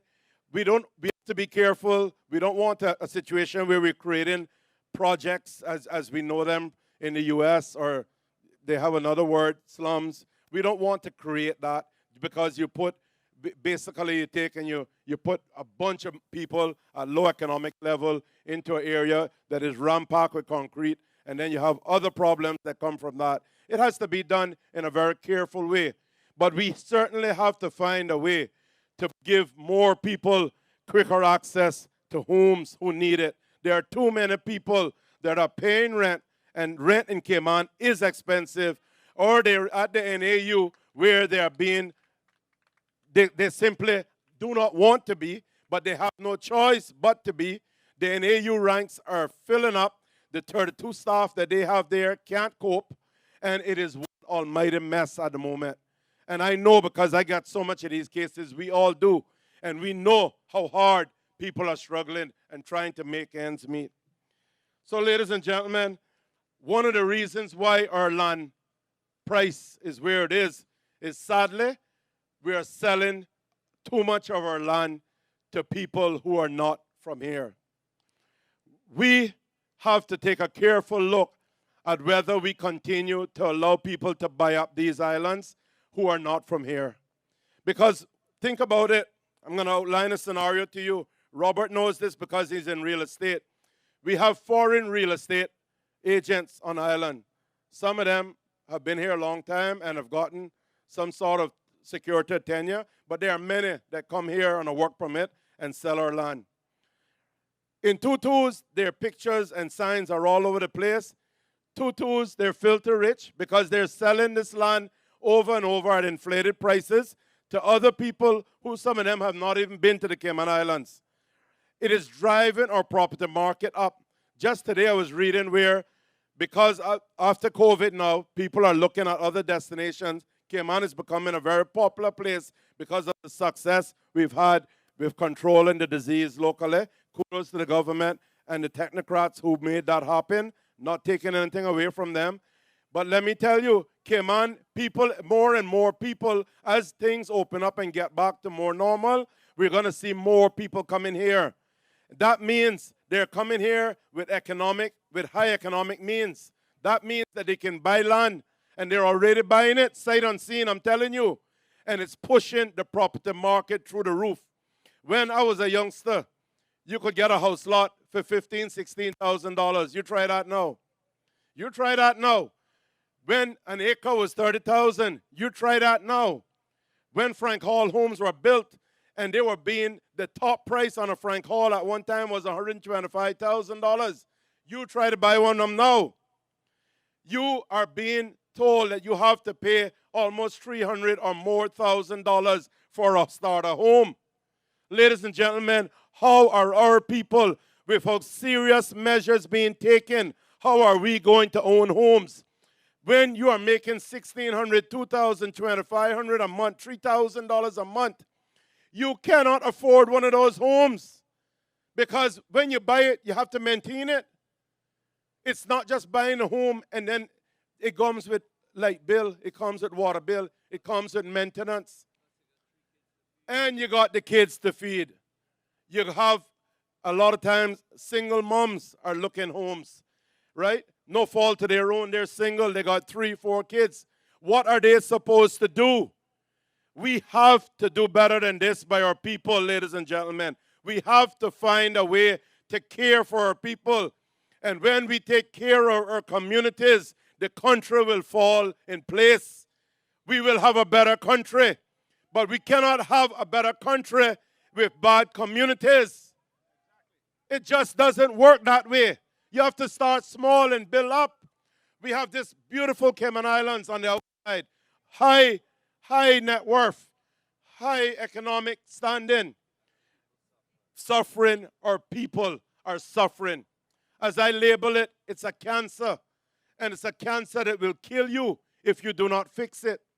Because sooner or later, when our people cannot eat and cannot have shelter and cannot feel useful in their country, and they look around at the wealth and the $10 million condo and the $5 million condo and the beautiful home that you have built and worked hard for, and they are homeless and they are hungry. Let me tell you, you know what they say? A hungry man is an angry man. Don't mess with a man when he's hungry. These people are going to come and they're going to cause problems. And it's going to be social unrest in this country if we do not arrest this problem. You understand me, ladies and gentlemen? Straight talk. Can't say it no straighter than that. So we have to look at how we allow to come here and sell our countries. Why should we be issuing work permits for real estate agents? Robert is a Caymanian real estate agent and one of the best in the Caribbean. He's been rated for the last 2 years in the top 5 or top 10. Why do we need people to fly in here, get a work permit, and start selling our land? Why? Why can't Caymanians be making those commissions and owning nice properties and moving up the way I see them move up? Because everyone that's come here that's done very well are filthy, stinking rich now because their commission on those $1 million units is not pian pian. It is good money.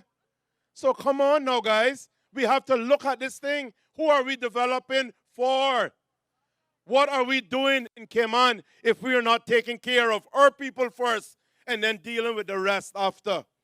They should come here and find our people happy, our people in nice homes and nice vehicles and walking with their chest pushed out because they have a good job and getting their training and their crafts and their entrepreneurship going and feeling good about themselves. Yes, you will always have those in society that simply you got to drag along, you got to support because you're going to have a certain degree of unemployment in any society, no matter how good it is.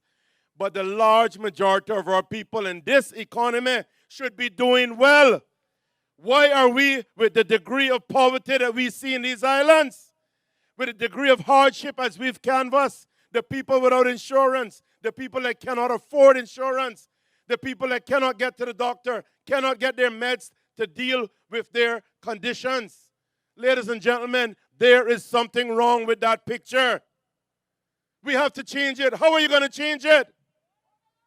You have to change the government because the government has not taken care of you.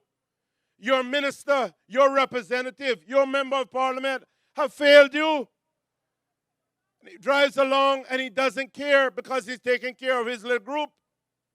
Ladies and gentlemen, think about it. So the other big one is education for us. Me and Minister Panton feel very strongly about this. The way that we educate our kids. My apologies. Throat is gone dry. We have a system now, ladies and gentlemen, that our kids are basically pushed through an education system, whether they are academically gifted or not. Now, I've spoken to teachers about this because I've often wondered why, and I've spoken to a lot, because I wondered why, what's wrong? No matter how much we say we're fixing education and we're spending on schools and all that, we just don't seem to be able to get it right. So I am reliably informed that even at primary level, you can tell which kids are academically gifted and which are more leaning towards the technical side. So if that is the case, that being the case, ladies and gentlemen, why is it that we push our kids through one system that is purely academically based? And those kids go through, they don't do well at primary, but they go to high school. They go through high school and they don't do well there compared to the A's and B's and C students. And they graduate and they're labeled failures. They're not failures. Those kids are otherwise gifted and they should be channeled accordingly. And there should be different exams and training for those kids because those are your electricians, your plumbers, your carpenters, your masons, your architects. They are being ignored. And we are bringing people in here on work permits for those jobs. That is how you build your middle class. Any country that does not have a middle class, it is the end of that country. And that is what's happening to us now. The haves and the have-nots. And this middle class, this buffer is disappearing. Those people are your middle class. And that middle class is the engine, the energy of your economy. You need that. And it is high time for us to create entrepreneurs and create young people in Cayman looking at other avenues of revenue. We understand that we have tourism, well, we had, and we hope to have again, and we have finance. But ladies and gentlemen, one of the biggest industries out there is the IT or technological industry. We need to embrace that. We have the, what's the name of the thing, the park? Charles Cacarno. The business park. What do you call it? The thing that we have Cayman Enterprise City. And that was set up for a lot of high-tech businesses and others to get involved in it. But that's largely was largely from outside people, not really our own people. We need to create an avenue for entrepreneurship in this country. We need to identify these kids at the early stage and channel them and support them and allow them to really, really develop and be successful in their Cayman Islands. This is their home. They have nowhere to run to. When you're born and bred here, you're not going to know where to run to. People run here, but you don't see many of us running there. That's the bottom line. So we have to look after our backyard before we can talk about taking care of other people. Plain and simple. Make no excuses. We have to make sure that a country that has a large dependency on construction to generate our economy, we need to make sure that we are producing those people that are earning the top dollar on those job sites, not just the helpers and laborers. We should be in charge of those job sites. Caymanians sailed the 7 seas. We became captains, chief engineers, chief mates, and oilers and everything else. We were very good at it. Caymanians have not suddenly become dumb. We are smart. People that come here need to understand they have to work with us, not against us. Together, we are stronger. Our success is their success. You understand? But we, unfortunately, have taken this thing where they come, they tell us that we're lazy, we're useless. They make it extremely, and I'm talking about from the bottom to the top jobs, they make it extremely uncomfortable for Caymanians because remember now they clique together.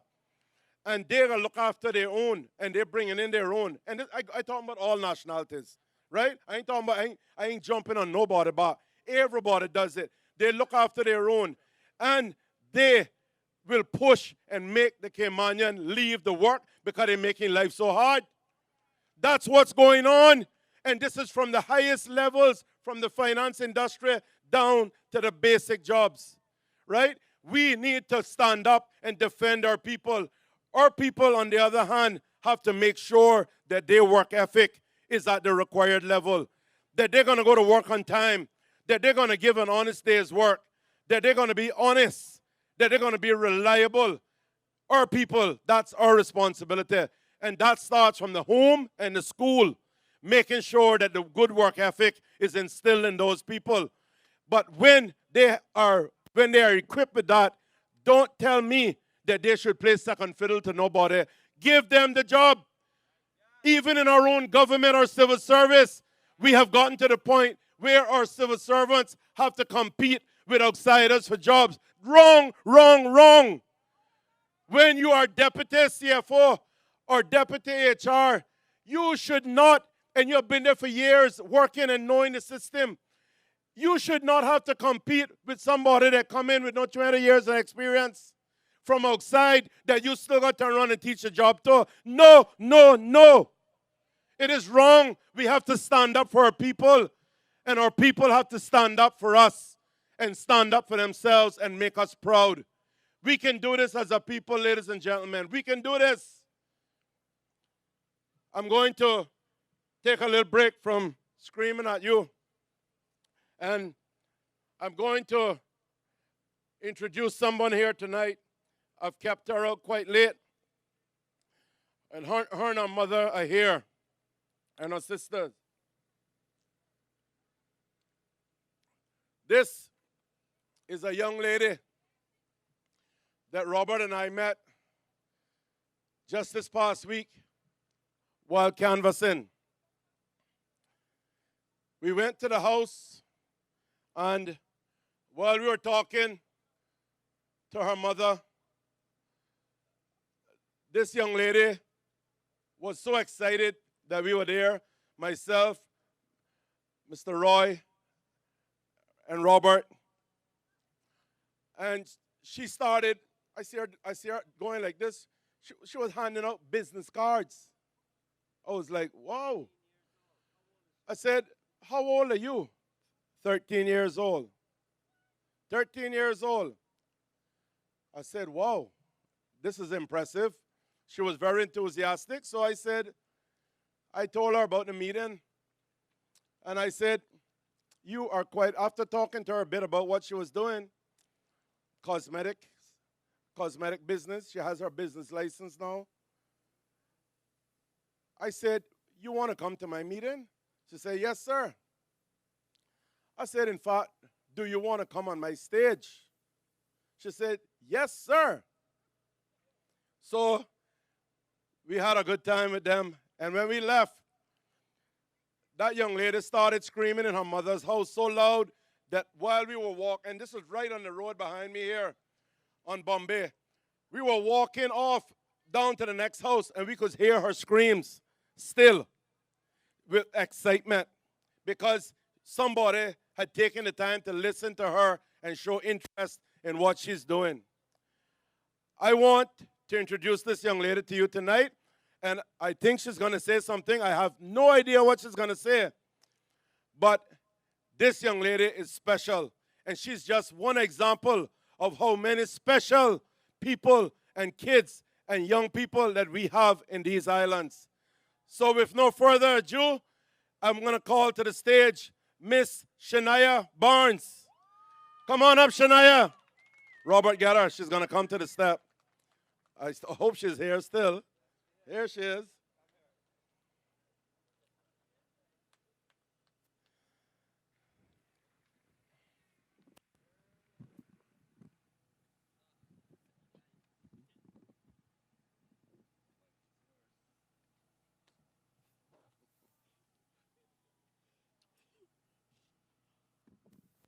Hi, good night, everyone. My name is Shania Barnes, and I am the owner of Shins Cosmetics. I sell a variety of stuff like lip glosses, lip balms, lip scrubs, body butters, body scrubs, and keychains. A lot more stuff will be coming, so please look me up on my Instagram or my number on WhatsApp. Thank you for supporting my small business, Aussie. Make sure you vote for Aussie.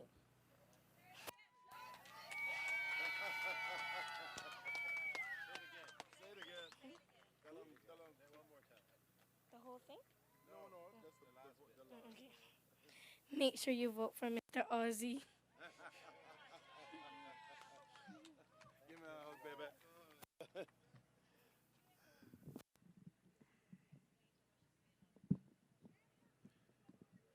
So I know she was a little shy, but listen, when she's not on stage, she can talk, and she's not afraid to tell you what she needs and how the business is doing. I have her business card, and she gave us all, as I said, cards. And her mom told me this week she was granted her license, and I actually gave her nothing to do with my campaign and none of my campaign expenses, but from Osbourne Bodden's own business, I was proud to sponsor her a certain degree of funding for her to get supplies.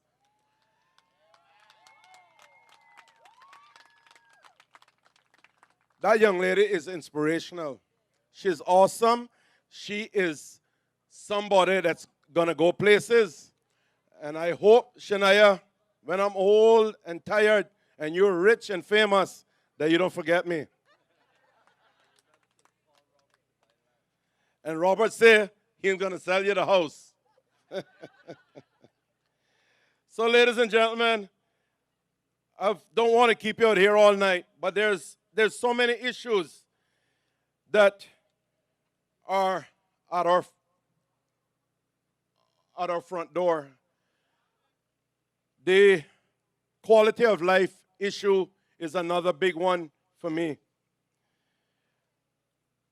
The health insurance I touched on earlier is a major problem. We have to sit down with insurance companies in this country and figure out a way. We cannot go cynical, losses, because that is a problem. Cynical gets all of the bad business. They do their best with their insurance, but people need proper insurance coverage in this country. We have to sit down with a think tank and figure this out, because at the end of the day, some people may have to cut a little bit on some of the profits that they make. the insurance industry and the banking industry in this country make a lot of money. They may have to take a little cut to us to make this place a better country. We have to make sure our people are not just insured, but they have portability, pre-existing conditions are honored, and a whole like, so they can move if they need to go to another insurance company and they are not victimized. If they have a health condition, they're not told we can't cover you. We have to look at the entire package. Right now, I'm still working on people that we've met that need insurance. It's a big problem. When you have given your best of your life, you have worked hard, and you have done all you can, and you sit back to retire, you're supposed to retire with dignity, folks. You are supposed to retire with dignity. This is why I spearheaded the older person's policy, for us to take care of our old people and make them feel valuable and treasured and well taken care of. A country that takes care of its youth and its elderly is considered a very good country. Remember that. And right now, we are not doing a good job of either. We can do better. We can do better.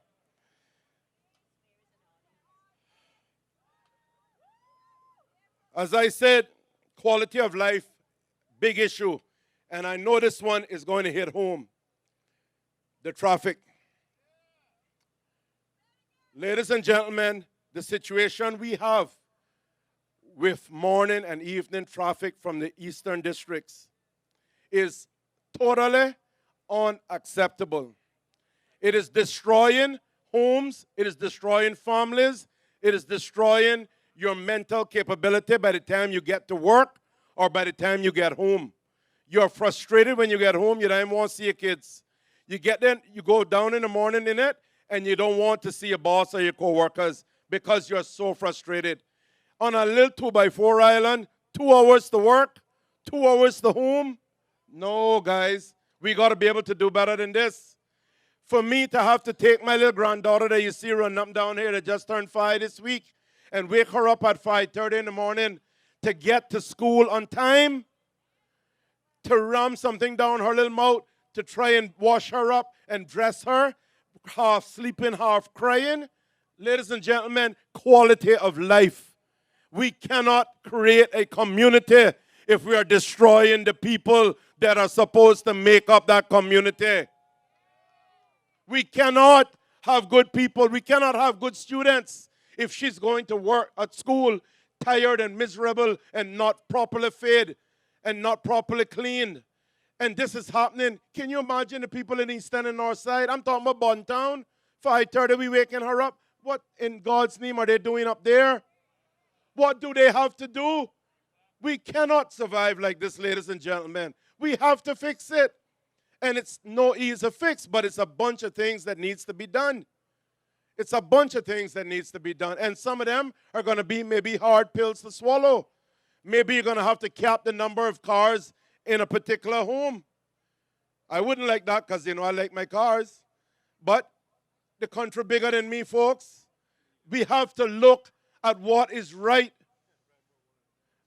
I agree, you can only drive one at a time. But we need to be able, at the same time, to offer a public transport system that will encourage people to leave their car either at home or in a depot, that they know they have a reliable system. I go to places, the UK, for instance, other parts of the States you go to, and you don't miss your car because the public transport system is so good. And I don't want to drive here in Cayman. As soon as you get 17, the first thing you're looking for is your little ride because you need that mobility, that independence, that ability to get around. If we were able to come up with a public transport system in this country that was reliable, dependent, and first class, I believe people would use it. We need to look at the amount of cars being imported into the country. We have to put some sort of quota, annual quota on that. And we have to definitely look at some of the cars that we are bringing in. We are buying, in some cases, other people's junk because we are trying to get those cars. In other words, we have to maybe look at the years of those cars and cut that off at a certain point. Because there are other countries that are more developed than us that are dumping these cars and we are buying them. You understand? So we are buying someone else's rubbish and taking it here. In many cases, some of these cars are good, don't get me wrong, but oftentimes you end up with parts problems. So you get the car and then you can't afford to maintain it. We have to look at the amount of vehicles on this little island. It is a horrendous amount, and we are bringing in 200 to 300 vehicles a month. That is staggering. You wonder where they're going to fit. It's a lot of metal for this little island. Where is it all going to end up? We have to take some hard decisions. We have to look at staggered work hours. COVID has taught us that a lot of us can work from home. We do not have to push people back in offices. We need to create incentives for businesses on the eastern districts, services in the eastern districts. We need to make sure that everybody doesn't have to go west and come back east in the evening. They can work and play right here in their own district and in the east. Come on, ladies and gentlemen, we have to look at this seriously. I can give you a little idea I have, and some people will laugh at it, but one of these days you're going to see it. Trust me. It's a long-term project, but I believe it's doable.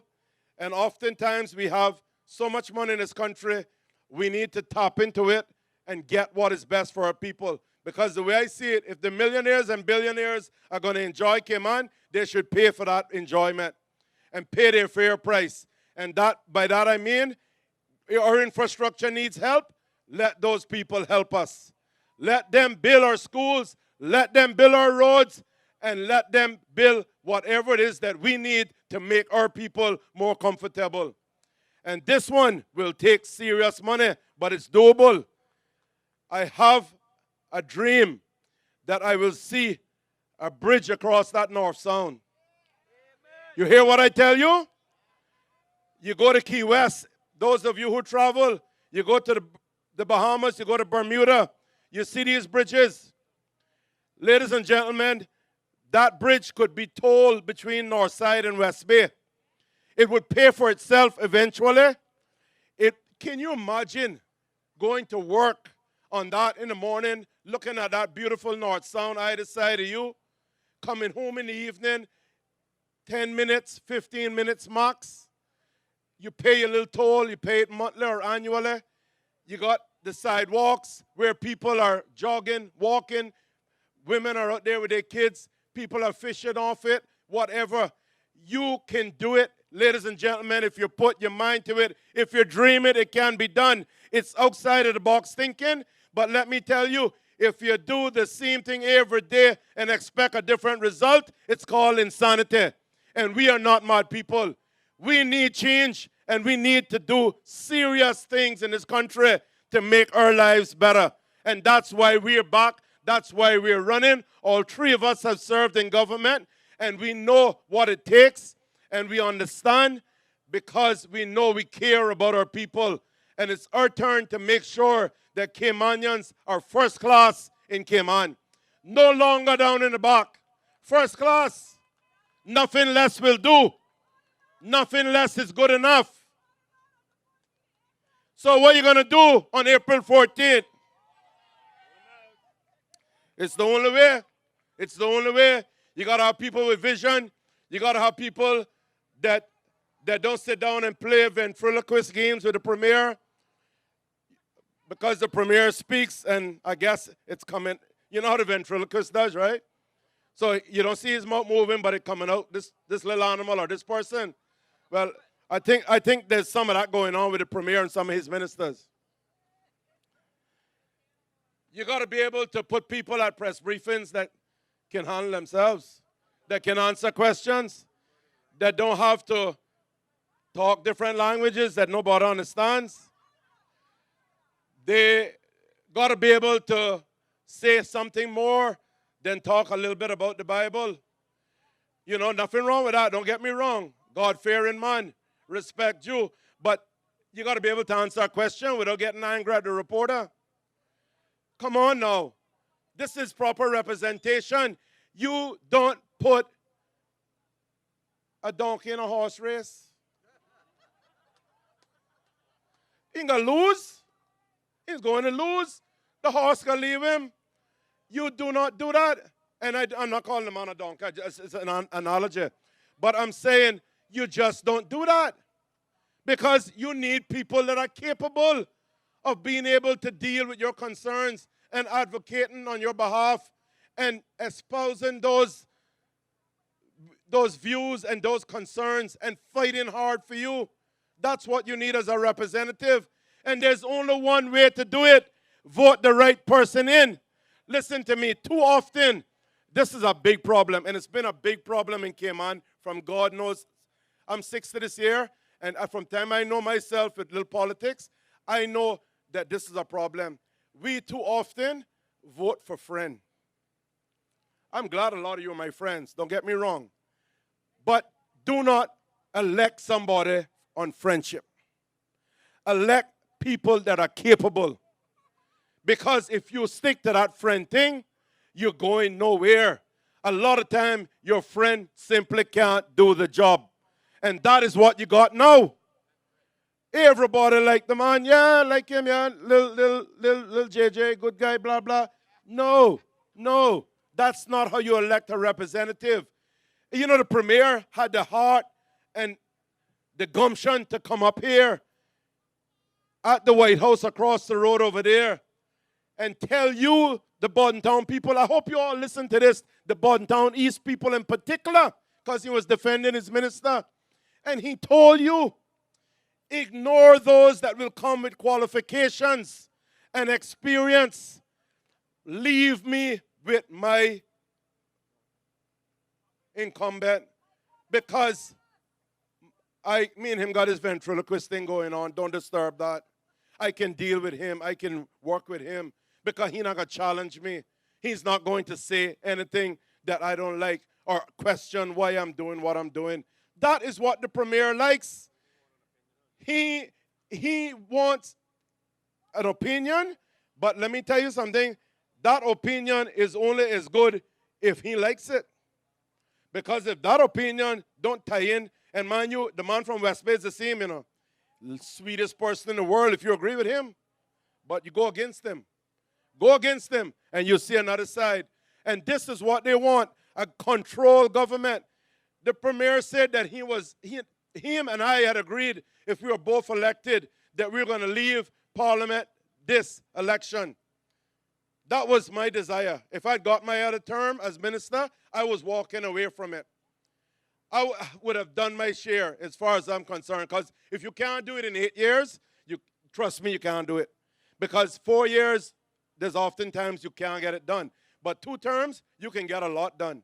And I felt at a stage of my life, my age, my family, what I want to do, I felt 2 terms as minister would have set me my goals for my country and my people on the right track. I was unfortunate that I lost the election. He stayed in. Now, the agreement was we were walking away. Them times we were good friends. Now, wow, the man already elect another premier because he won't be able to control him until he can get back the next 4 years after that. But what happened to this man? Something gone wrong. It's not the same man that I knew, that I grew up with. You know, he was there for the right reasons at one point. Now it's as if it's this great power play. And they don't want anyone messing with their dollar house. Keep them out. Keep them independents out. All those bright independents out there, and there's a lot of bright people running in this election. A lot of people with some good qualifications and good people that are not in the party or in the alliance. And they are condemned because they are not a part of that. Don't not vote for them because they can't form a government. Rubbish, hogwash. I grew up with independents forming governments in this country, and we had good governments. Don't tell me that. As long as you have professional people with a professional approach, they can learn to work together. All you need is a common basis. And you know what that common basis is? This election, our people, our country. Number one, no excuse. From the time you have that, we can learn to work together because we come together and we trash it out and we move forward with one accord. Simple as that. Do not let them fool you. And that is what they're pounding, that there can be no government. Even coming here on the radio, I heard it. There can be no government if it's not a part of already. If you don't know who this minister going to be and who this premier going to be, there can be no government. Rubbish. Rubbish. Do not make them tell you that, ladies and gentlemen. Right now, you don't even know who their members are and who they're courting and who they're going to be announcing tonight at the launch in town. You probably hear some news by the time you leave here, because plenty of them in wolf and sheep's clothing are saying they're not with them and they're with them. The only thing to do with this government is what it did in Turks and Caicos. Vote them out. And they come up here and they call me Sleeper Joe. My family can tell you I don't like sleep, so I don't know where I got that title. But I can tell you this. The last time I saw Sleeper Joe in an election, he won it. You understand? And I prefer to be Sleeper Joe than a bunch of baby Trumps.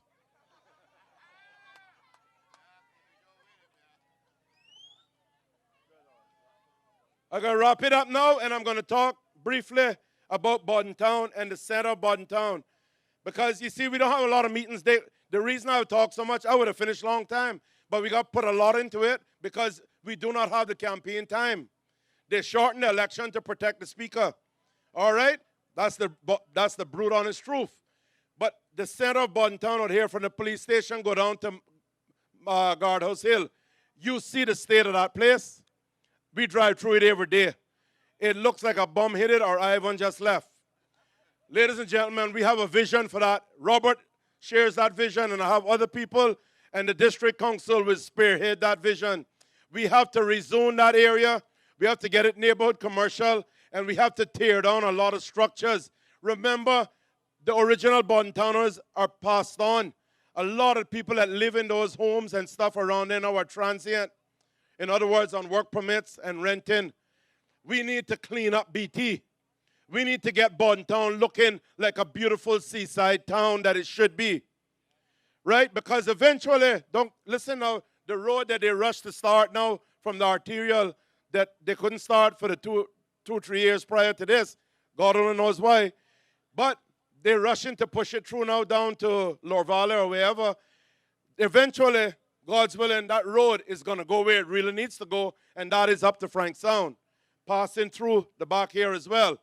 So, ladies and gentlemen, we need to make sure that we can survive and strive in Bodden Town, in the middle of Bodden Town, the original capital.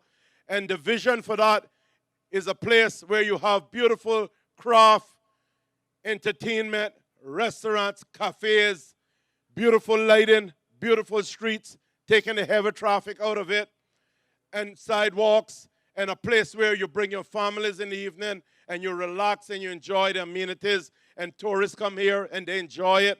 We have a bit of it started.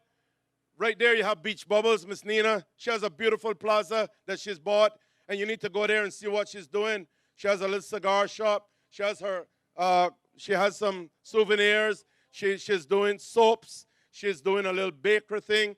All this stuff. And you know what? Because the minister, for some reason, don't like that woman or thinks that she does not support him, he has not even visited that plaza. And she has asked for help in these hard, lean economic times as they're giving help with small businesses and helping people in tourism with stipend. Rightfully so. That woman is just now getting her first stipend because I went and I was pleading for it for her. Ladies and gentlemen, we cannot run and do people like that. We need to treat people better. Here is a business that we are looking at proudly and saying, this is beautiful, fixed up, looking good. You know, there's very few places that look nice in Bodden Town Central now. That's the reality. The place needs a serious makeover. We got to put the trucks. Love the truckers, but the truckers, that road is so narrow. It's only a matter of time before we have a major, major problem with a truck. And they're speeding. These guys are going by the load, so they're flying to get their loads in. You understand? They're hustling. But we got to work a system that accommodates them, but not at the expense of our people or some precious family to be lost, a life lost with one of those big trucks, God forbid. Ladies and gentlemen, there's so much to do. There's no time to talk about people and their bad habits. or talk and make up lies on people or say disparaging things about people and their families. This country needs candidates and MPs that are going to work and work and work, and you're going to see the difference on your table, on your paycheck, and in your homes and your standard of living. That is what you need. And how are you going to get that, ladies and gentlemen? April 14th, what are you going to do? You have to, ladies and gentlemen. You have to, because people power is real power. People who get into office think they have power. No, they don't have power. We need to see and show them who has the power. And it's the power of the vote. It's the power of the people. Ladies and gentlemen, we are here for our people because community creates country. Give us a chance. Thank you for coming out. God bless you and your families. We will continue to visit and talk to you, and we will not let you down.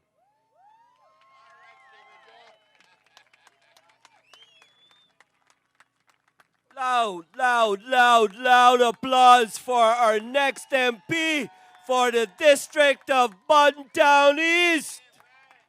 Who we voting for? Ladies and gentlemen, Osbourne is up to task.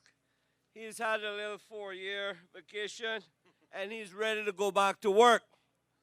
And as CUC says, who got the power, ladies and gentlemen? You have the power to make that change come April 14, ladies and gentlemen, and don't you forget that. April 14th, we want a new sheriff in Bodden Town. All right, ladies and gentlemen, we got a few housekeeping details here to go through. Next Tuesday, ladies and gentlemen, I need you to spread the word.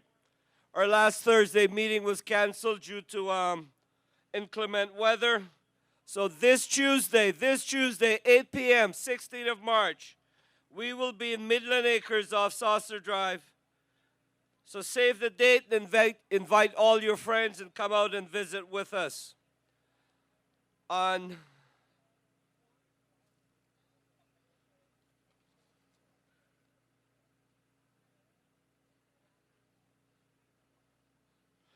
March 19th, ladies and gentlemen, March 19th, at the White House right here in Bodden Town, we're inviting all of our young people to come out and visit with our next minister, Osbourne Bodden. That will be from 6 to 9 p.m. We will have entertainment. We'll have a chance for you to mingle and to speak with the minister firsthand. Also, on Saturday, the 27th of March, 2 p.m. to 6 p.m. right here at the David Powell Playfield, we will have a family event. We'll have lots of games and entertainment. We will have the game truck for all you young kids that love your gaming. It will be a fun family event, ladies and gentlemen. We encourage you to follow us on Facebook. And remember our slogan, community creates country. Heather Bodden will host her first public meeting on Saturday, March 20th. And just like how she came out to support Osbourne, we're asking for you to attend. This meeting will be March 20th, 7 p.m. in front of her home in Savannah. It's Jason Avenue. Wayne's meeting that was postponed last Wednesday will be rescheduled for this coming Wednesday. So, ladies and gentlemen, Wayne Panton's meeting will be this coming Wednesday at ICCI, 7 p.m. Wayne Panton's meeting next Wednesday, 7 p.m., ICCI College. I would like to see all of you there. And last but not least, ladies and gentlemen, we thank you for your attention. We thank you for your time. We thank you for your support. And on April 14th, we ask you for your vote.